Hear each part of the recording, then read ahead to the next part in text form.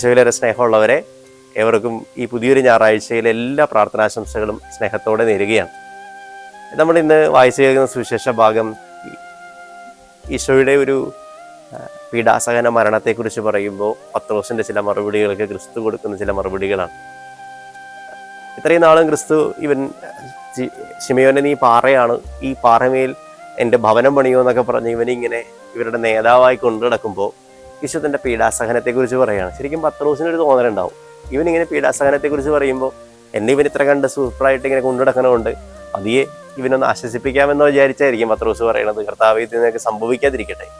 ക്രിസ്തു കൃത്യമായിട്ട് പറയാണ്, സാത്താനെ നീ എന്നെ മുന്നിൽ നിന്ന് പോവുക. കാരണം ജീവിതത്തിലെ ഈ ക്രിസ്തുവിൻ്റെ ഒരു മനോഭാവം ഇതായിരുന്നു, തൻ്റെ ജീവിതത്തിന് തടസ്സമായതിനെ പതിയെ അങ്ങോട്ട് മാറ്റുക എന്നുള്ളതാണ്. എൻ്റെ ജീവിതത്തിൻ്റെ ലക്ഷ്യമെന്ന് പറയുന്നത് പിതാവിൻ്റെ ഇഷ്ടം നിറവേറ്റലാണ്. ഈ പിതാവിൻ്റെ ഇഷ്ടം നിറവേറ്റാനായിട്ട് ആരൊക്കെ തടസ്സം നിൽക്കുന്നുണ്ട്, അത് എത്ര വലിയ ഉറ്റ സുഹൃത്താണെങ്കിൽ പോലും, തനിക്ക് ഏറ്റവും പ്രധാനപ്പെട്ടവനെന്ന് കരുതി ശിഷ്യന്മാരുടെ മുൻഗണന നൽകിയവനാണെങ്കിൽ പോലും, ഇവനെ സാത്താനെ എന്ന് വിളിക്കാനും ഇവനെ തൻ്റെ വഴികളുടെ മുന്നിൽ തടസ്സമായി നിൽക്കാതെ പിന്നിലേക്ക് മാറ്റാനുള്ള ഒരു ആത്മീയ വീര്യം ഈ ക്രിസ്തുവിനുണ്ടായിരുന്നു എന്നുള്ളതാണ്. നമ്മൾ പലപ്പോഴും ഇങ്ങനെയല്ലല്ലോ, ചിലപ്പോഴൊക്കെ നമ്മൾ ചിന്തിക്കാറില്ല, എൻ്റെ സുഹൃത്തുക്കൾ എന്ത് വിചാരിക്കും അല്ലേ, അല്ലെങ്കിൽ സുഹൃത്തുക്കൾക്ക് വിഷമം ഉണ്ടാവില്ലേ, അല്ലെങ്കിൽ അവരെന്നെ സൗഹൃദത്തിൽ നിന്ന് മാറ്റില്ലേ എന്നൊക്കെ വിചാരിച്ചിട്ട് ചില തീരുമാനങ്ങളൊക്കെ എടുക്കുന്ന ആൾക്കാരാണ് നമ്മൾ. ഇവിടെ ശരിക്കും ക്രിസ്തു ഒരു വല്ലാത്തൊരു വെല്ലുവിളിയാവാണ്.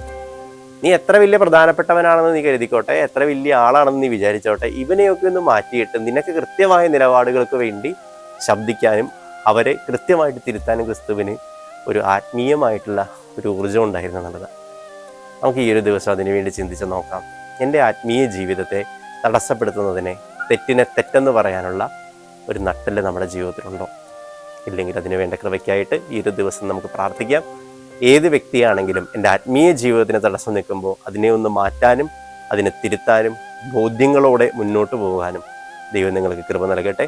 അതിനുവേണ്ട എല്ലാ അനുഗ്രഹങ്ങളും ദൈവം നൽകട്ടെ. ഈശോ മിശിഹായ്ക്ക് സ്തുതിയായിരിക്കട്ടെ.